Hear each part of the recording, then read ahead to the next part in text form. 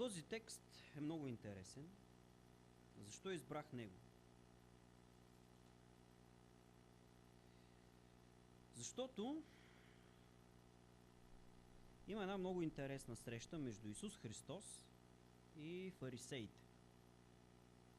И някой ще каже, че срещата и ключовото във всичко е прелюбодейката, жената, която е хваната в прелюбодейство. Да, така е, но не е точно така. Защото всичко това, което се случи тук, фарисеите го направиха с една единствена цел. И те го направиха, за да обвинят Христос и да го хванат. Има още някои неясни неща. Каква е обстановката? Казва се, че той отиде рано на Елеонския хълм. Това, което знаем за него, че той отиваше там да се моли. И след като се помоли, рано сутринта дойде в храма. Ситуацията се развива в храма. Сега, интересно е, че в храма има няколко разделения. Има общ двор, където могат да дойдат и езичници. Има вътрешен двор, има и свято място.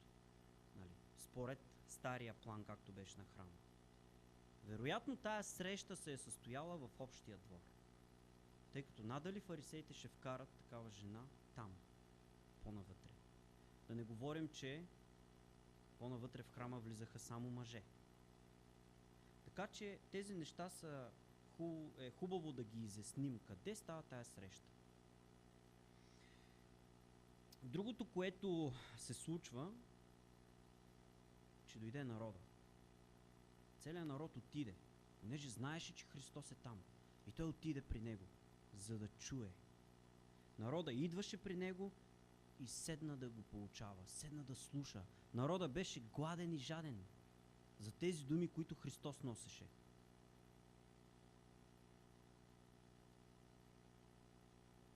И тогава, когато той отиде сутринта, седна, народа се събра и той беше готов да ги получава, идват фарисеите. И доведоха при него една жена. Казва се, че е хваната насред прелюбодейството, по време на прелюбодейството. Интересно е тук да попитаме, че тя сама ли го е направила? Къде е мъжа? Може да се запитаме това, нали? Окей, жената в прелюбодейство, хваната. А мъжа къде е? Няма го. Мъжа не го водят. Изглежда, фарисеите го правят това с някаква цел. И му казват: учителю, тази жена беше хваната в самото дело на прелюбодейството. И сега чуйте какво му казват. Моисей ни е заповядал в закона да убиваме такава с камъни. Ти какво казваш? Какво ще кажеш да направим?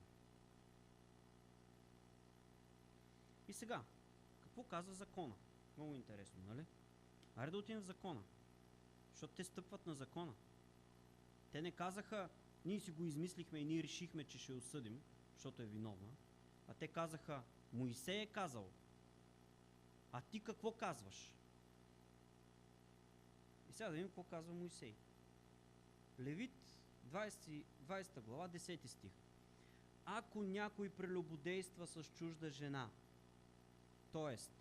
ако някой прелюбодейства с жената на ближния си, да бъдат умъртвени и прелюбодеецът, и прелюбодейката. И за двамата ли пише? И мъжа, и жената. Добре, като те толкова се бият у гърдите да спазват закона, къде е мъжа? Нали? Другото, което е, след като имат право и основание според Моисеевия закон, защо го питат него? Той някакъв съдия ли е? Да решава кое е право, кое е криво? Имате закона, имате и пророците, имате и властта, ми направете го. Защо отивате при него? Пак ще върна и ще кажа, защото те имаха цел. Те искаха да го хванат. Искаха да намерят доказателства, искаха да го обвинят да го хванат и да го убият. Това беше тяхната цел. Тях даже не ги интересуваше тая жена. Ма изобщо. Тя беше просто средство, още един заложен капан, който той да стъпи и да го хванат. Изпитват го, обвиняват го. Да, обаче Христос какво направи? Той не отговори нищо, той се наведе и започна да пише по земята. Никъде другаде не ни е казано и не е написано, че Христос е писал някъде по земята. Никъде другаде, само в тази ситуация. Или поне аз не си спомням. Друго място, където Бог пише, са двете каменни плочи, които Бог написа и даде 10 Божи заповеди. И тук виждаме Христос да пише по земята.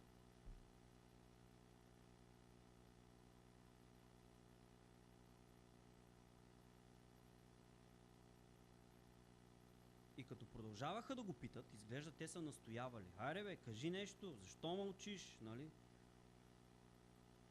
Той се изправи и им каза: който от вас е безгрешен, нека първи да хвърли камък.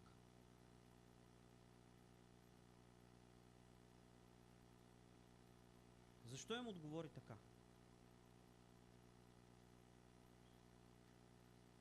Защо не им каза: в Моисеевия закон пише, който бъде хванат в прелюбодейство, да бъде умъртвен. Направете го. Защо им каза: който е от вас е безгрешен, пръв да хвърли камък? Това е според закона. Те постъпват според закона. Закона беше даден, за да изяви греха. Ако няма закон, който да го посочи, няма грях. Тоест, закона казва: това е грях, това не е грях. Прелюбодейството е грях, мъж, който има жена и живеят в брак, това не е грях. Той посочва кое е право и кое е криво. Според закона тя заслужава смърт. Закона я осъди. Според закона тя трябва да умре. И той им казва: според закона, кой от вас е безгрешен? Сега въпросът има друг смисъл, нали? Ма той това им каза. Според закона, според който съдите тая жена, който от вас е безгрешен, първи да хвърли камък. И в закона какво се казва? Ако в едно в закона сгрешиш, виновен си във всичко. Тоест, в закона намираме ли милост? В закона няма милост. В закона има виновен, невинен.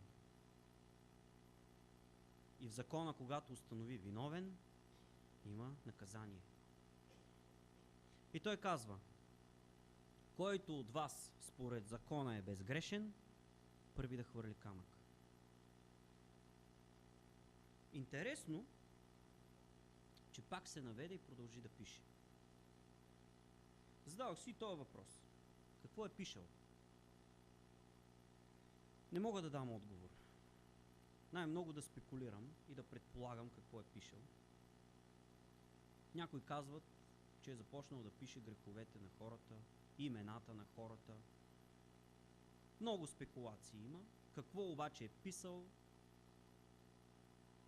тук не е записано, никъде не е записано, не ни се казва. Може би един ден се срещнем с Христос, ще го питаме: абе, какво писа на земята? Но може би като се видим очи в очи с Него, изобщо този въпрос няма да стои на първо четене. Изобщо ще е безмислено. А те като чуха това, разотидоха се един по един, като се почна от по-старите. И сега искам да ви питам всички вас: защо започнаха да си тръгват първо по-старите? Според вас, Какъв е отговора? Затова, че първо по-старите започнаха да си тръгват.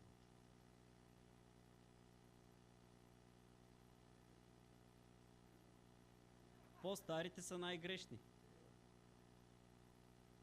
Или си признават и си спомнят повече грешки и грехове. А по-младите не. Има време да натрупат грехове. И аз до някъде това си давам като обяснение. По-старите са по-мъдри. По-опитни в живота. Повече са бити с камъни от живота. Повече са разбрали, че който е дигнал да хвърли камъка, Христос му казва, който е готов да хвърли камъка върху тая жена, трябва да бъде готов да хвърлят камък и върху него. И като почнаха да си отиват, Исус се изправи и каза: жено, къде са онези, които искаха да те осъдят? Осъдиха ли те? Тя отговори: няма ги, никой не ме осъди. И той каза: и аз не те осъждам. Иди си. Интересно е, че тези, които искаха да я осъдят, да я убият, когато Христос им зададе въпроса: който от вас е безгрешен, първи да хвърли камъка, те се поставиха автоматично на нейно място. И казаха: ако аз хвърля този камък по нея,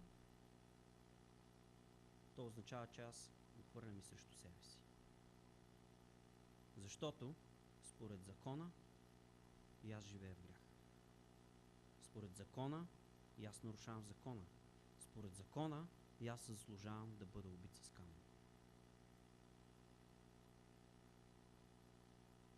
Аз ако бях там, ти ако беше там, щеше ли да хвърлиш камък?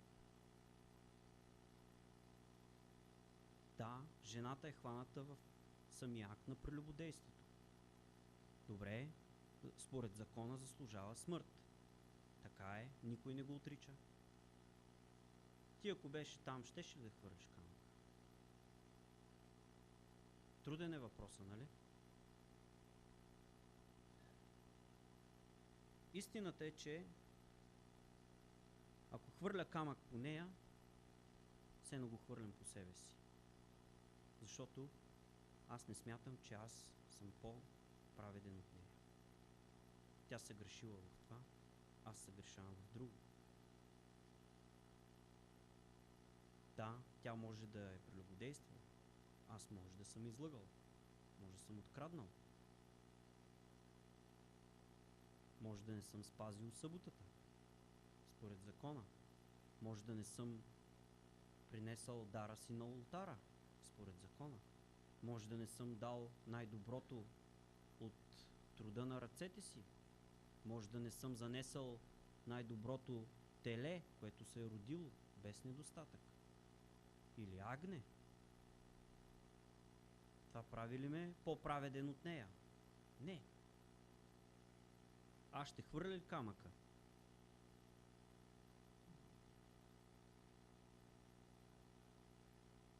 Искам да ви разкажа един пример за един вожд, който живеел в едно племе. И това племе имало много строги закони. И един от законите бил, ако някой краде в племето, той да бъде наказан с удар с тояги. И в племето, в селото, където живеели, на палатки, на шатри или как са живеели, започнали да се крадат неща, да изчезват неща от предимно хранителни продукти, някакви дребни неща, и хората започнали да отиват при вожда и да се оплакват. Откраднаха ми това, това ми изчезна, това ми изчезна, и той събрал цялото племе и казал: да знаете, че ще дойде момент, в който ще хванем крадеца. И крадеца ще заслужи това, което е според законите на нашето племе. Ще бъде наказан с удари с пръчка. Не знам колко удари са били, дали 40 без един, както пише в Божието Слово, но са били доста. Минало са не мина време, и хванали крадеца. И го завели при вожда. И крадеца се оказва майката на вожда. И той е бил много съкрушен. Как да накаже майка си, която го е отгледала, която го е родила, която го е кърмила, която го е възпитавала? Ако не я накаже, той ще наруши законите на селото, на племето. И тогава той не отменил закона, нито отменил наказанието. Поставили я вързали я на дървото, на което наказвали, провинили я се, и той отишъл и легнал върху нея.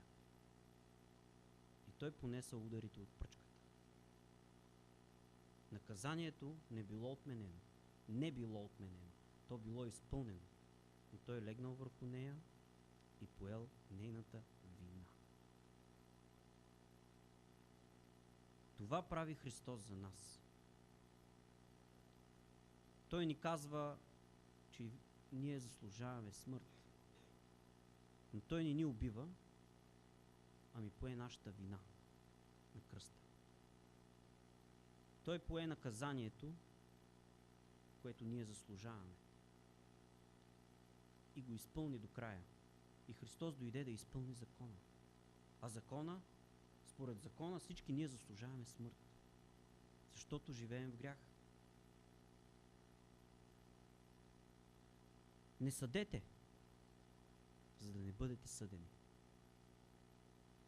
Прощавайте, обичайте, давайте втори шанс.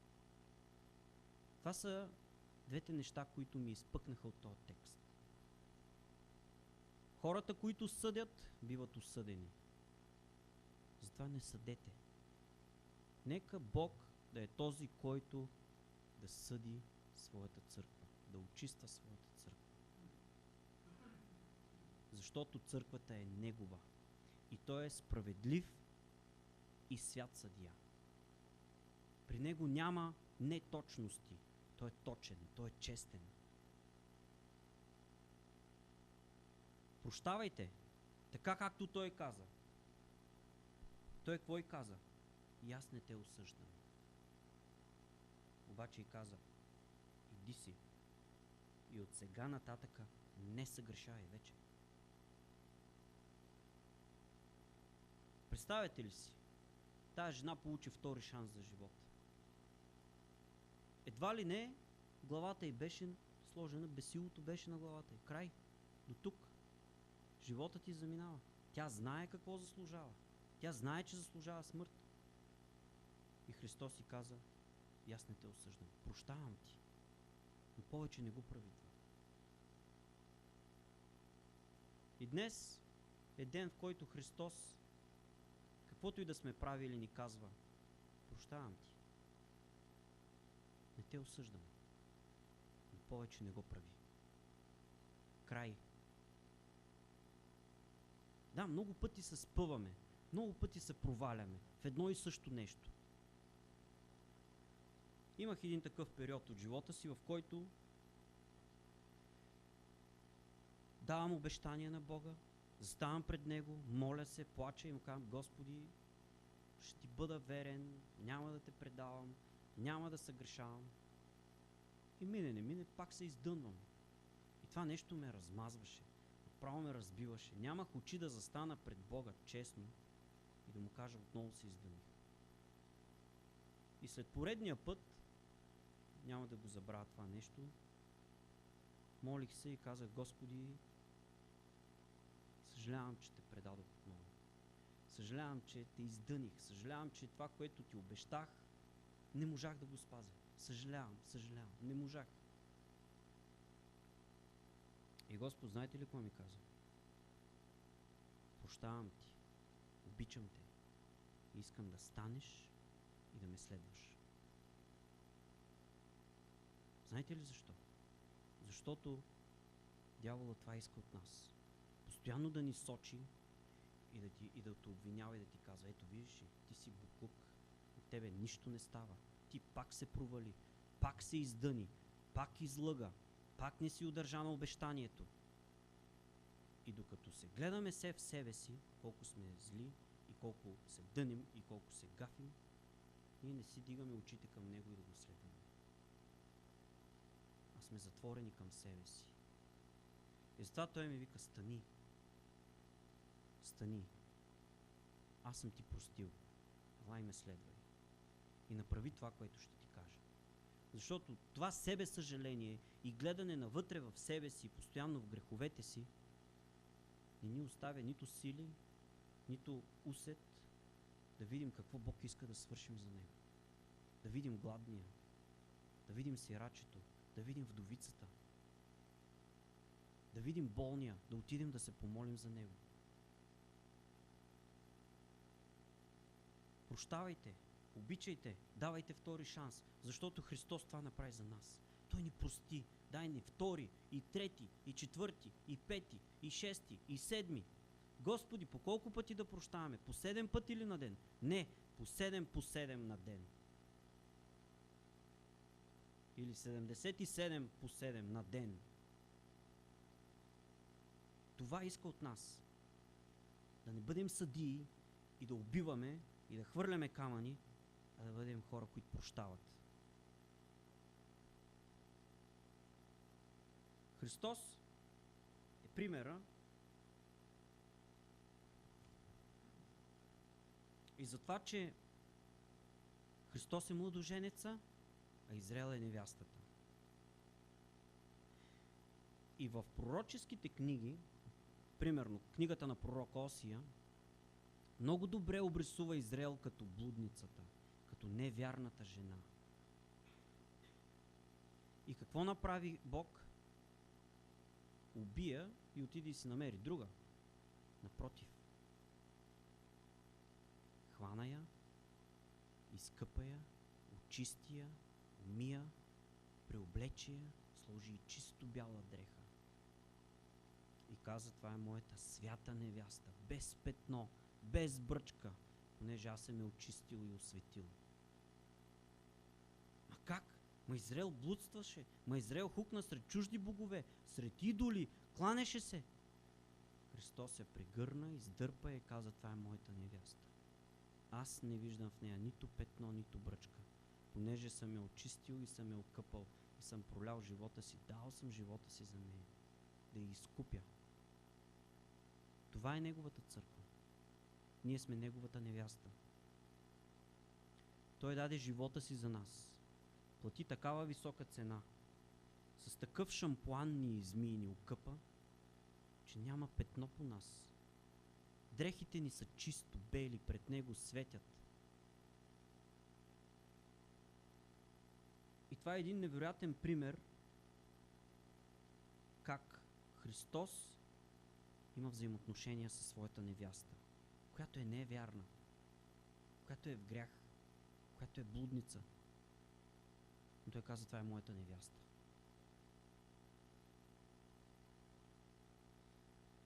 Давид е много добър пример, който е мъж по сърцето на Бога. Защото Давид безгрешен ли беше? О, не. Някой от вас убивал ли е човек? А животно? Някой животно убивал ли е? Колил ли е животно? Аз съм колил. Никой. Дори животно не сте. Муха убивали ли сте? Комар? Значи сте убили поне нещо. Давид избиваше хора, ама махаше им главите, колеше ги, като ходеше на война. И пееха. Саул избивал стотици, Давид хиляди. Представяте ли си такова нещо? Ни човек не сме убили, а той избил хиляди.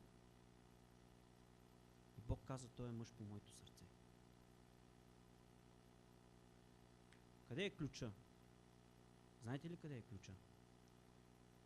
Ключа е там, че като отиде пророка при него и като му казва: ти си съгрешил против Бога, той тича в храма, пада на колена и казва: прости ми, Боже, съгреших. Ето това е ключа. Да си признаеш, да паднеш и да кажеш: Господи, съгреших. Давид имаше меко сърце. веднага изповядваше грехът си и се хващаше за Господа и казваше: аз без тебе не мога, аз нямам живот без тебе. Ти си живота ми, ти си всичко. Съгрешаваше, правеше глупости, обаче падаше и се връщаше при Бога веднага. Ето тук е ключа. Не да съдим и да сочим с пръст, а да бъдем хора, които бързо прощават. И да бъдем хора, които бързо си искат прошка. Да си признаваме, да падаме и да казваме: Господи, съгреших, прости ми. Да ставаме и бързо да се отърсваме и да продължаваме напред. А не да затъваме в самосъжаление, колко сме хора, които се дънят, нечестни, неточни, провал след провал, нищо не става от мене. Ставаш, отърсваш се, продължаваш напред. Защото Бог работи чрез тебе. Бог те използва. И слава на Бога, че не чрез нашите сили вършим Божието дело, а чрез Неговата сила вършим Божието дело. И така, нека да запомним от този текст това, което ви прочетохме тази сутрин. Едно простичко нещо. Този, който иска да обвинява и да съди, носи смърт. А този, който прощава, носи живот. Нека да бъдем от хората, които прощаваме на ближните си. Прощаваме и за пореден път прощаваме и да носим живот. Да вярваме в това, че прошката носи промяна. Прошката носи промяна, която сме дали, но и прошката, която е поискана. И в това е нашата сила, като църква Христова. Не в съда е нашата сила, а в прошката. И ще добавя последно едно нещо, че прошката, в нея влиза: иди си и не съгрешавай повече. Когато си поискал прошка, когато ти е дадена прошка, доколкото зависи от тебе, с всичките ти сили и усилия, не го прави повече. Край, свърши, до тука. Каквото било, било, край. Остави го назад. Не се връщай там. И продължи напред. Напред има бъдеще. Защото Бог иска да вървим с Него напред. Той не иска да стоим на мястото, в което сме. Той иска да ни хване и да ни издърпа оттам. И да ти каже: ей, ти си мой, ти не си твой. Аз съм те изкупил. Ти си свят, без петно и без бръчка. Ти си част от моята църква. Ти си моята църква. Не дей да стоиш там. Имам работа да се върши. Хайде, тръгвай. Това е от мен за вас тази сутрин и за мен, защото този текст много неща ми говори и е страхотен. Нека Бог да ни дава сили наистина да бъдем хора, които не съдят и да обичаме, за да даваме живот. Амин.